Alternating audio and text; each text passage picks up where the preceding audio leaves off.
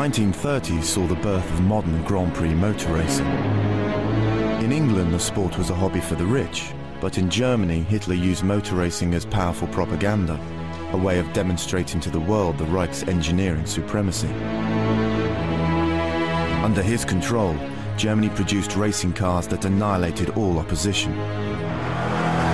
These cars, called the Silver Arrows, became invincible gladiators across the racetracks of Europe.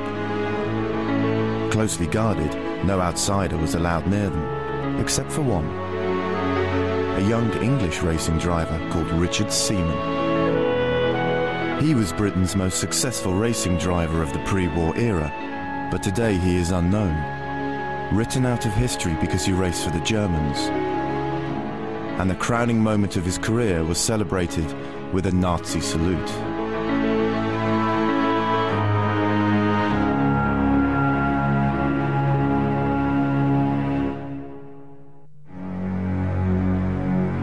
Only after Germany's defeat in 1945 was the story of Richard Seaman and the Silver Arrows remembered. As British intelligence agents searched Stuttgart for Germany's industrial secrets, they came across some blueprints, reminders of how the lure of German engineering ensnared one of Britain's most talented drivers.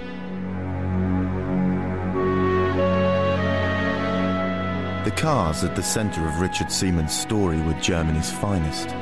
Built by Mercedes and Auto Union, their engineering inspired British designers up until the 1960s. Before the war, the specifications of the Silver Arrows had been kept secret. They had been manufactured by the same workshops making Hitler's armaments. Prized by the Nazi regime, the German racing teams had orders to destroy the Silver Arrows rather than let them fall into foreign hands. When they raced, onlookers had been kept away. You couldn't get near the pits. We were all behind curtains on that one. Very hush-hush. Oh, absolutely. It wouldn't let us know what was going on. Yet despite the security, the young Englishman Richard Seaman was chosen to drive the Third Reich's closely guarded secret. I should think Seaman himself was sworn to secrecy completely and never dare break that rule. The story of Richard B.T. Seaman has remained largely hidden from British history. He was born in 1913 into a family with wealth and status. His father had made a fortune from the distilleries business and owned a vast estate in the country and a house in Knightsbridge. He was the product of a very elderly father who'd married very much younger, but nonetheless widowed lady.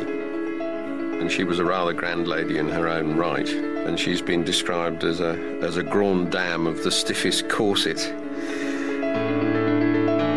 Young Dick grew up with one ambition, to be a racing driver.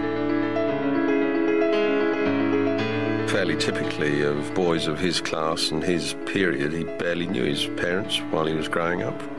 They were hoping that he would go into the diplomatic service and then he'd eventually run for Parliament and he'd become an MP. So, in September 1926, Dick's father dispatched him first to rugby school and then to Cambridge. But Dick's driving ambition spared little time for academic work or the wishes of his parents.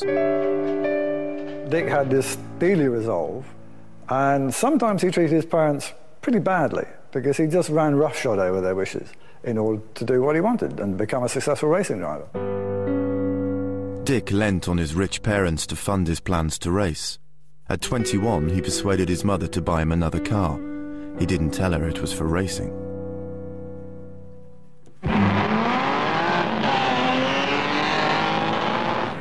Seaman already was a promising driver then. And then he went on from strength to strength. Yes, he was a very fine driver, race driver. Very calm and collected. Knew what he was doing. Dick's professional attitude was out of step with the amateurism of the sport. Motor racing in England remained a hobby for the rich. people would just go down there and pay at the gate to go in and perhaps take a picnic lunch with them. People used to dress nicely for the occasions, especially the ladies. It wasn't quite Ascot, but modelled a little bit like that. Dick set his sights high. Even early in his career, he looked to make his mark outside England and began competing on the continent. He very quickly learned that because it was a profession in Europe, there was money to be made there. So from the very start with his first MG, he went racing abroad.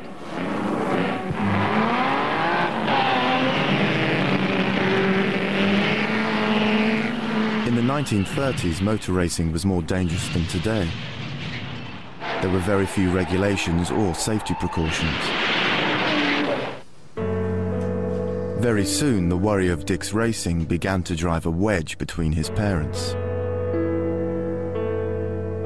Dick's father grew so concerned that Mrs. Beatty Seaman now began to hide from him any news of Dick's motor racing, often saying that he had gone off travelling or shooting. His mother was incredibly indulgent. His invalid father was worried about what Dick was going to do, what was going to become of Dick. The notion that somebody should actually consider dedicating their life to a sport was complete anathema to him. As Dick's passion for motor racing grew, at home his father became more disappointed in him. My dear boy, when are you going to settle down to your career and take it seriously? You know, we always hoped that you would read for the bar and stand for Parliament or be trained for the diplomatic service.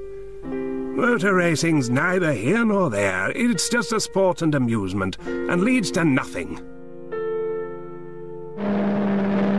In Germany, attitudes towards racing couldn't have been more different.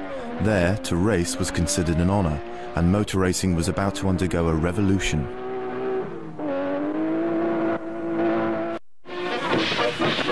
When Adolf Hitler became Chancellor in 1933, the car became central to his vision of a new Germany. Hitler was absolutely fascinated by technology, and he thought that technical advance would be at the core of his kind of utopian vision of what Germany was going to be. And this covered absolutely everything: cars, roads, armaments, all areas of modern technical development. Unlike Britain, where motor racing received no financial help, Hitler allocated 500,000 Reichsmarks a year to go towards the Mercedes racing program. But then along came a man who would revolutionize the sport. His name was Professor Ferdinand Porsche, and he created a rival company called Auto Union. Ferdinand Porsche was essential to his fellow Austrian, Hitler, in the 1930s, not only in helping to develop really high-powered cars, but because he was the man that Hitler chose, of course, to produce the famous people's car, the Volkswagen. On the 10th of May 1933, Dr. Porsche arranged a meeting with Hitler and unveiled his own plans for a new racing car. Hitler was so impressed, he now split the 500,000 Reichsmarks destined for Mercedes with Auto Union.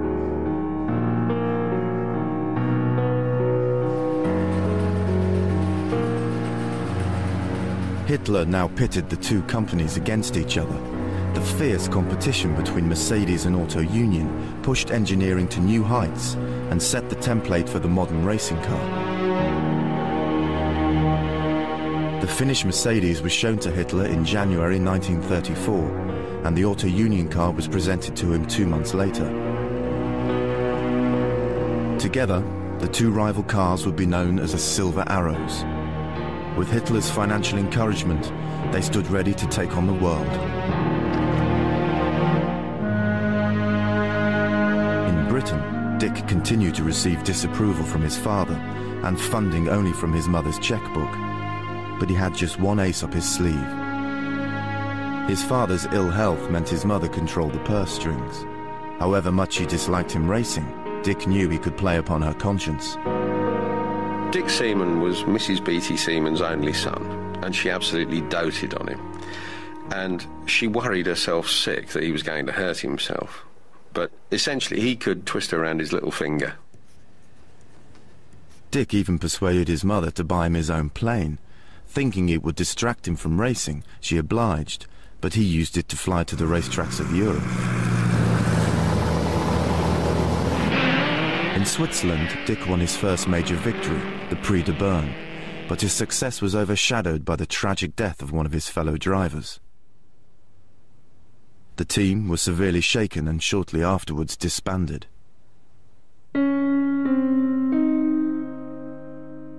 When Dick's aged father read about the accident, he got confused and thought it was Dick who had died. He suffered a heart attack and went into care. There was a degree of selfishness and self-obsession and self-interest, which seems unattractive now, but Dick was going to be a racer, and he decided very early on that he was going to be a racer, and a racer he became.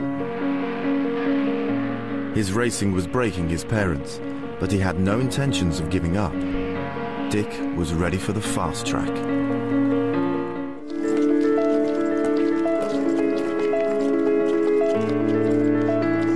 Victory abroad had fueled Dick's need to win. In 1935, he looked for a faster car, but he was still reliant on his mother for cash. Dick no longer hid his intentions. This time he asked for £2,000 and told her it was for a new racing car. Under pressure from her husband, she refused. Under more pressure from her son, she relented. Another cheque was written, and another car was bought. This time Dick became the owner of Britain's finest racing car. ERA were the creation of Raymond Mays, who had a reputation for winning. Mays was quite a good racing driver himself, was a brilliant entrepreneur, and Mays produced a number of these cars for private buyers, of whom Dick became one. Dick was competitive, and now with the ERA team he was expecting to win. But in race after race, his ERA suffered from engine trouble. Dick quickly realised that he was getting second best. And what Mays had not reckoned with was a very shrewd racing brain, a very ambitious young man, and a very pampered young man who was not used to being given second best. Dick's attitude was wearing the patience of Raymond Mays and breaking the patience of his father. When he discovered his wife had handed over £2,000 for another racing car, he threatened to write him out of his will and set off to London to stop Dick from racing ever again.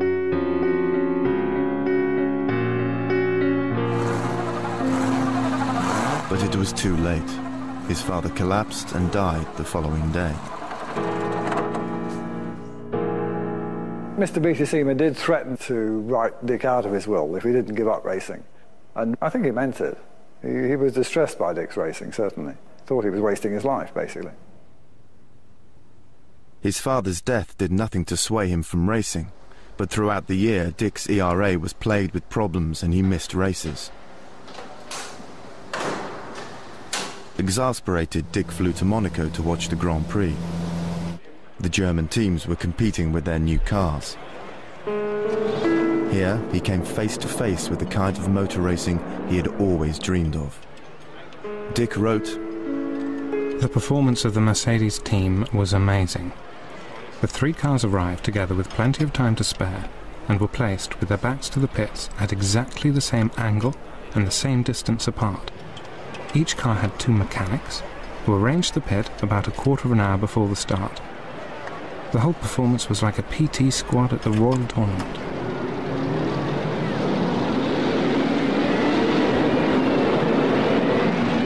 When he first saw the new Mercedes Grand Prix cars in 1935, he was seeing not only remarkably sophisticated cars that were beautifully built, but he was seeing an expression of the new Germany.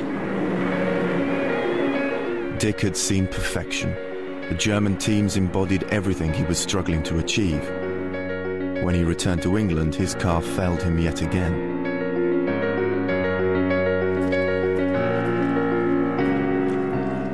Well, Seymour wasn't going to put up with that and had a stinking row with Mays. I think he demanded his money back. It was always rumoured there was a bit of a hell of a row went on between them. Dick took his car away from the ERA team. From now on, things were going to be run his way. He set up his own workshop and employed his own team of top mechanics. He was very focused on what his engineers and his mechanics were doing, and he developed a technical feel for the machinery which was very unusual at that time for any racing driver, and particularly for a gentleman racing driver. Now Dick got results. He won the Coppa Acerbo Junior at Pescara, the Prix de Berne and the Masaryk Grand Prix. It wasn't top Grand Prix level, but Dick was now known as a winner in respected events across the European racing calendar. Dick Seaman seemed to go into a class way above the ordinary amateur racer. They went on the continent and they were always here, there and everywhere. We couldn't keep in touch with them. Soon everyone knew where he was. Returning to England, Dick's success was unstoppable throughout 1936. Some of Britain's most famous drivers took part in the road racing for the British Empire Trophy at Castle Donington, near Derby. Freddie Dixon, Darrell House went screaming round the course, taking the old names were soon swept aside as Dick demonstrated his superior skills. He won his next 2 events at Donington, and then there was the Isle of Man. The Isle of Man for a day is given over to the roar of high-powered cars. Watch number 9. Young Richard Seaman was the winner in spite of a smashed windscreen and a head cut by flying stones. Well done. Dick's success continued abroad and caught the attention of the most influential man in motor racing, Alfred Neubauer, the team manager of Mercedes-Benz. Alfred Neubauer was so impressed with Dick Seaman's ability that towards the end of 1936 he sent him a telegram asking him to go to Germany to test drive a Mercedes racing car. Mrs. Peter Seaman opened it and saw that it was for Dick from Mercedes, and she knew of Dick's ambition, obviously, to join the Mercedes, and she was also aware of the worsening political situation in Germany. So initially she hid the telegram in a book and then had second thoughts about it and showed it to Dick. She must have been torn over this because she didn't like him racing, but clearly he was very good at it. So I think part of her wanted him to succeed and part of her wanted him to stop. But he was unstoppable. His mother had already spent £30,000 on his passion. Every time he had asked for more, she had always given in. She had lost her son to motor racing. Now she would be losing him to Germany.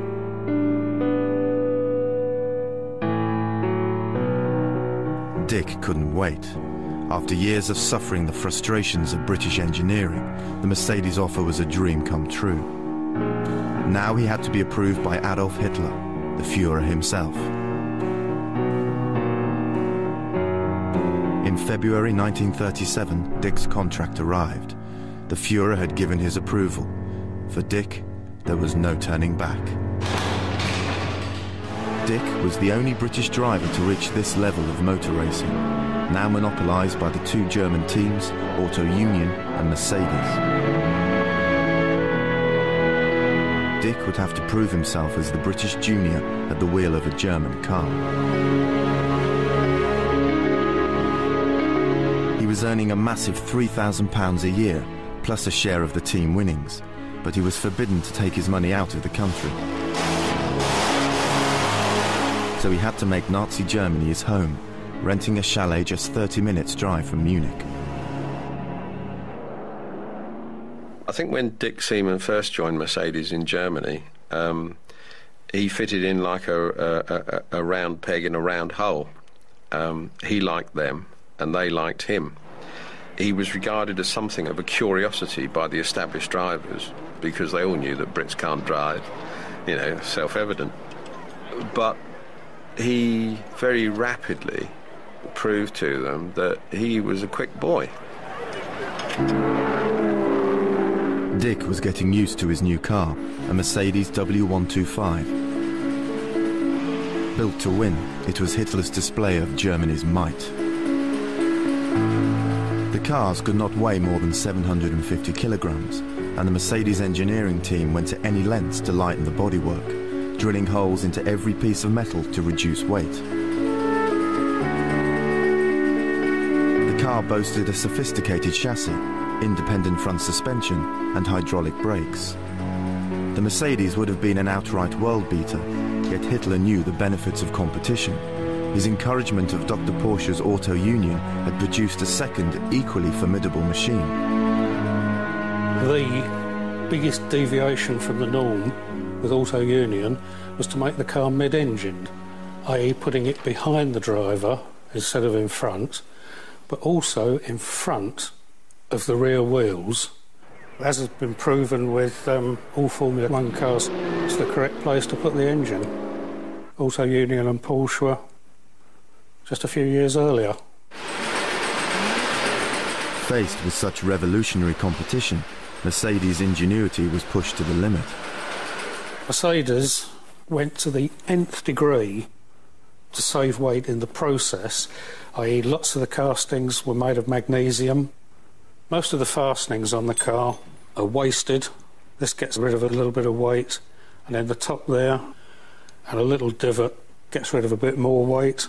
And if you do that to every component on the vehicle, you're obviously going to make a significant difference. But despite all these measures, the Mercedes cars were still too heavy.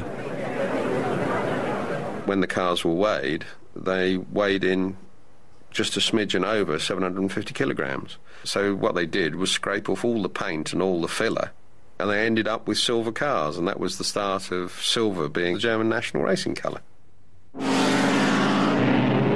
After years of British engineering, Dick found his new Mercedes offered a level of perfection he'd only dreamed of, and the power beneath his foot was exhilarating.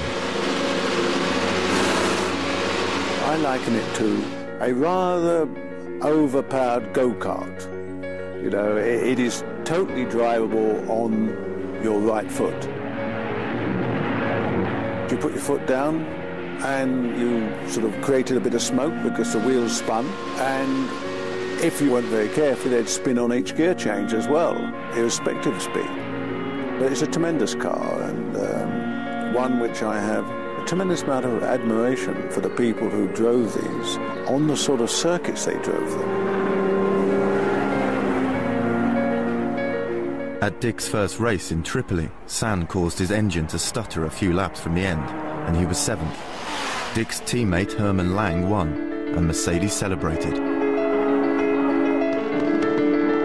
This was superstardom. Dick was surrounded by the most famous drivers in motor racing. Legendary names like Rudolf Caracciola and Manfred von Brauchitsch were now his teammates. But the atmosphere between the drivers was super competitive. And his next race at the Avers Grand Prix in Berlin looked more daunting. The banked track had been specially built for speed records, and the Silver Arrows were fitted with special streamlined bodywork to gain extra performance from the long straights. The cars looked so intimidating that the Italians dropped out, leaving only Mercedes and Auto Union to compete between themselves. On the 6-mile straights, the streamliners could reach a top speed to match a Formula 1 car today. Dr. Goebbels made the most of this blatant display of power. Dick battled his way up the order. He finished 5th, but he was the second fastest in the Mercedes team. After years of struggle, Dick was making a name for himself in the world's greatest race team. He soon got news that the Germans planned to race in Britain, at Donington Park. Here was his chance to prove himself on home turf. Germany was also looking forward to a resounding victory. The arrival of the Silver Arrows in England was devastating. I always remember the crowd thinking there were miles and miles and miles of queues. But in them days, we'd never seen such a crowd. And it was, of course, the famous cars. Dick knew the circuit better than anyone and was anxious to excel in front of his home crowd. Dick was favoured 4th at the bookies. He enjoyed seeing Raymond Mays further down the odds.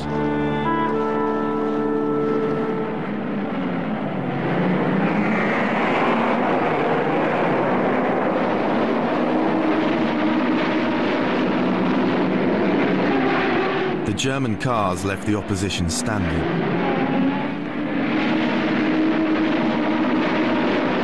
And the proficiency of the pit stops were eye-opening. It was fantastic to see them, and, you know, all the same overalls, where good old England, one would have a jacket on, one would have a shirt on, and everything, you know, ran-tan. And they were all dressed up smart, all the same, and you thought, oh, aren't they efficient? Dick wanted to show the British amateurs what real racing was. The Silver Arrows lapped the British cars as they struggled around the circuit.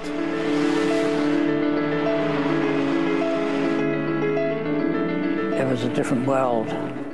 The cars were so advanced, and the performance and everything. It was very exciting to watch them. I know which was something I hadn't seen done before, when they were putting thermometers on the tyres to see what temperature the rubber was. Incredible. We'd never thought of doing that, and even the tyre makers never said check temperatures. It was a frightening speed to think of. And then when they got to the old hairpin bend, you know, they used to just leap off. So you could see it under the wheels. Looked fantastic. Dick was unlucky. Nudged off the track by a rival auto union, he was later forced to retire. But the race gave English onlookers an awesome spectacle. This time, Auto Union won. But behind the celebrations, Hitler's Grand Prix in England made the German threat very real.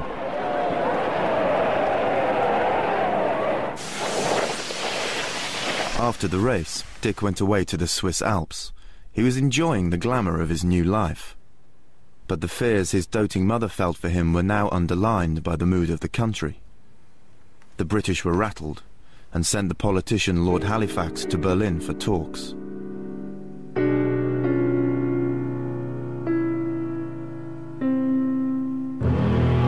The power of Nazi Germany strengthened each day, and in February 1938, Dick was summoned to attend the annual motor show in Berlin. Along with his fellow teammates, he was presented to Adolf Hitler. There were speeches from Dr. Joseph Goebbels and by the Führer himself. Dick realized he was now ensnared by the Reich's propaganda machine.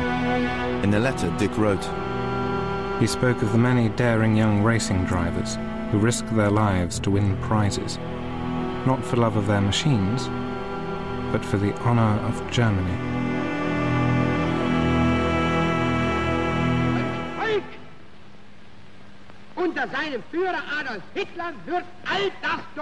Being a puppet of Nazi propaganda had its rewards. Dick was at last free from the purse strings of his mother, and now his life was about to take a new turn. On June the 15th, Dick received a call from an old racing friend, Aldie Aldington, inviting him to a party. There, Dick became captivated by a young 18-year-old called Erica Pop. It seems to have been love at first sight, and they sort of danced the evening away. And she spoke fluent English, and it all blossomed from there. Erica was the beautiful heiress of one of Germany's respected families. Her father was the managing director of BMW. 7 years younger than Dick, Erica's good looks had put her picture in the socialite magazines. Erica was bowled over by the dashing English racing driver, and their romance over the next few months brought them closer together. In the team, the competitive edge between the drivers sharpened as Dick became faster. As he became more and more proficient and more reliable, the team number 1 and number 2 drivers, Rudi Kratschler and Manfred von Brauchitsch, became more distant from him. The quicker he got, the more of a threat he posed to their position. This atmosphere would ignite in the most nationalistic race event of all, the 1938 German Grand Prix. What what's this Englishman doing here? Why do we need him? What's he doing in our cars? He's an incomer. He's a foreigner. Dick was very soon in third place and then moved up into second behind fellow teammate Herman Lang. But when Lang called into the pits, Dick took the lead. When Dick stopped for a tyre change, von Brauchitsch took over the lead. Von Brauchitsch had been the fastest in practice and favourite to win. Drivers raced to team instructions, and Dick was expected to follow the senior drivers. Dick was an Englishman in a team that had to deliver a German victory. And now von Brauchitsch was destined to win. The perfect victory. From a military family, von Brauchitsch had all the credentials. His uncle had just been appointed army commander-in-chief by Hitler. There was no way that Brauch was not going to win the 1938 German Grand Prix until he came in for a refuelling stop. On lap 16, von Brauchitsch pulled into the pits and Dick pulled in close behind him. But then von Brauchitsch's car caught fire. Dick waited. And you see him react to the fire ahead, and then you see a different reaction come across his face. And the different reaction is, I could win this. And he gestures, get me started, get me out. And they restart his car, and he pulls out and goes past Brauchitsch and goes off into the lead.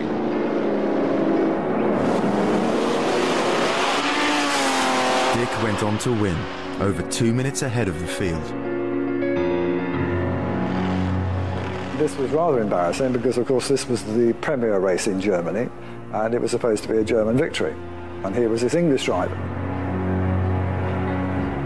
Against all odds, Dick had achieved the greatest impossibility. He had won the German Grand Prix.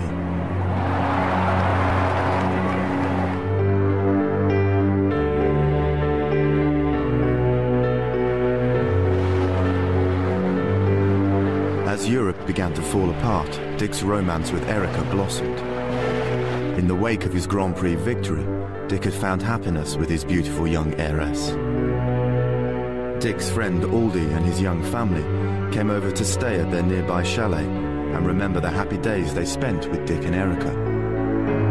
As a 4-year-old, it was a lot of screaming and shouting and being dangled over a water butt, pretending I was going to be ducked and that sort of thing, which was always fun. But Erika, who was not much older than we were, certainly in spirit, she was the one who rushed us off to picnics in the fields and things, which was always very nice. For the first time in Dick's racing career, his mother recognised the scale of his success. Mrs. Beatty Seaman set off by train for Munich to come and share in the celebrations. Dick introduced her to Erika. She met Erika and understandably was bowled over by her because clearly Erika was charismatic and gorgeous and charming and lovely. And initially Mrs. Seaman was clearly enchanted. Mrs. Beatty Seaman was further bowled over when she was taken to see the weekly newsreel at the cinema showing her son's victory.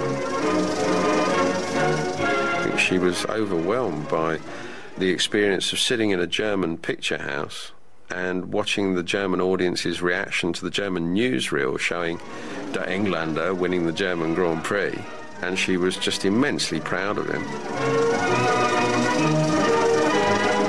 But the images of an all-powerful new Germany confirmed to Dick's mother all her worst fears. Her son was driving for a country heading for war. When she learned that Dick was in love with Erika and wanted to become engaged, her attitude to Erika changed.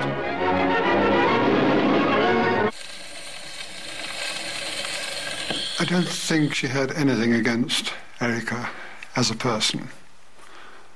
I think it was more a hangover from the First World War and the conflict and knowing people being killed and thinking that if another war came, have an Englishman married to a German, it would cause divided loyalties and possibly some stress. But probably she was just too strict in her thinking. When Mrs. Beatty Seaman had returned to London, Dick asked Erica to marry him. Her family were delighted. Dick's mother did everything to stop it taking place. She realised that here was someone else who was going to keep him away from her. And she became very antagonistic towards Erica, and it all became really unpleasant. As the two lovers grew closer together, their two countries grew further apart. Having already gained Austria, Hitler now stood poised to reclaim the Sudetenland, the stepping stone to Czechoslovakia. Britain stood on the brink of war. On September the 15th, 1938, Prime Minister Neville Chamberlain flew to Germany to meet with Hitler. For 2 weeks, Europe held its breath. In the middle of this crisis, Dick and Erica officially announced their engagement in London. Unwelcome at Dick's mother's house, they celebrated with the Aldingtons. Mrs. Beattie objected so strongly to the marriage that they held their engagement party at our house, to which she refused to come. No agreement was reached in the Seaman household. Dick's mother opposed his marriage and made it clear that she never wanted to see Erica in her house ever again.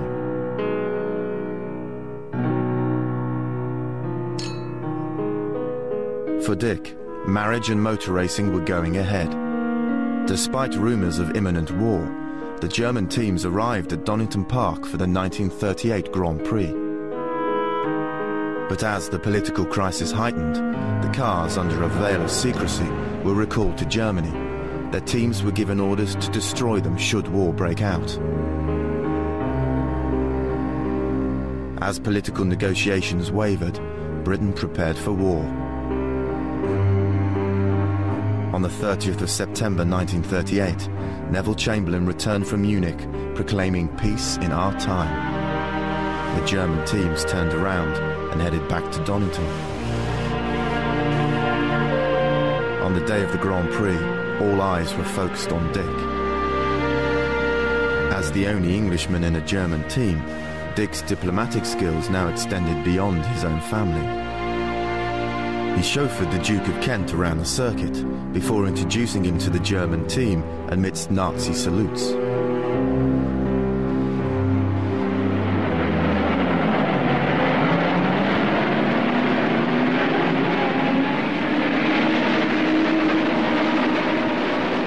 Facing such weak competition, the race was another battle between the German teams. Dick spun off the track and lost valuable time, but he clawed his way back, finishing third. He was awarded the British Racing Drivers Club Gold Star for winning the German Grand Prix. There was no praise from his mother, just an ultimatum. That if his wedding went ahead, he would not inherit anything from his father's will, and could expect nothing from her. Dick's control over his mother had gone. He could not persuade her to attend his wedding. She would never see him again.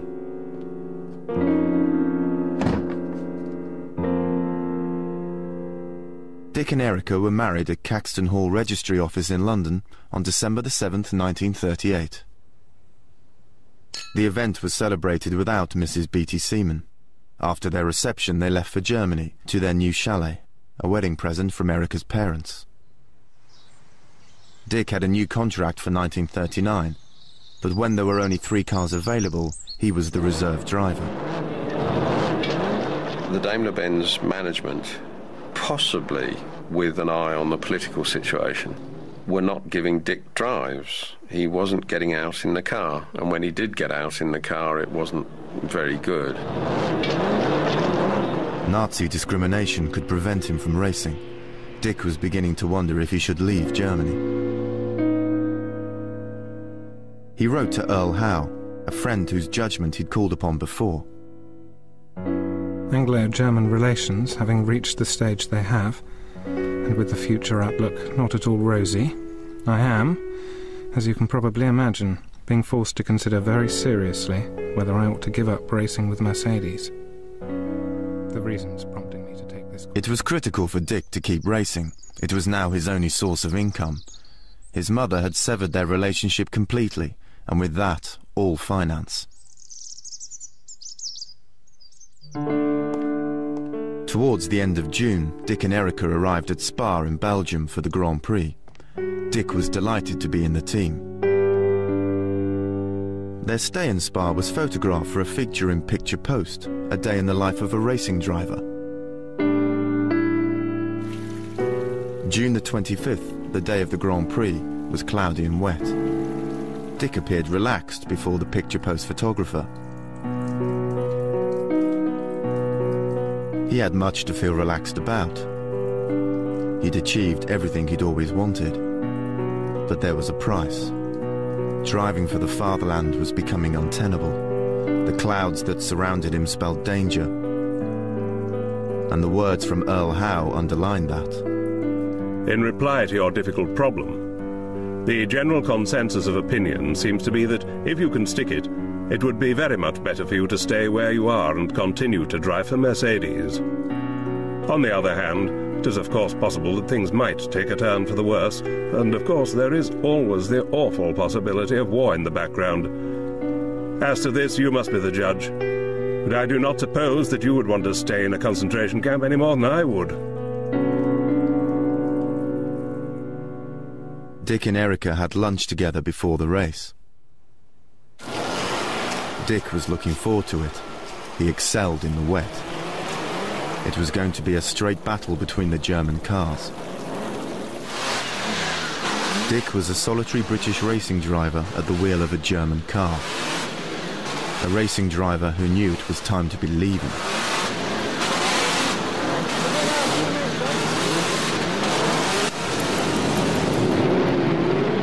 The rain was now heavy, and the spray made overtaking hazardous. Long straights, very, very fast curves, tree-lined almost everywhere. Very, very fast circuit. That 1939 Belgian Grand Prix saw the skies completely leaden with endless torrential rain. And the road was in a very, very slippery state. Dick had been in the second row on the grid. He was soon in 5th place, and by lap 8, he was up to 4th. Caracciola, the most senior driver, was revered as the rain master for his skills in the wet. These conditions suited him, and he took the lead. But Dick was very soon behind him in 2nd place. Then, 1 lap later, the rain master spun off the wet track. He was out of the race. Now Dick took the lead. He was just going faster and faster and faster. And he was doing it better, more effectively, more efficiently and faster than any man in the world. And he was in that little bubble of achievement. Here was another Grand Prix for the taking, just laps away. And he was determined to win. He had always been determined from his earliest days. He had fought his family's expectations. He had shown British motor racing he was the best. And now he had to prove to the greatest racing team in the world that he could beat them. Above all, Dick had to prove to himself that he could succeed in the life he was driven to fulfill. And then it all went horribly wrong. And he just pushed too hard, too long. Just 1 lap too many. At 130 miles per hour, as he drove into Club Corner, he lost control of the car.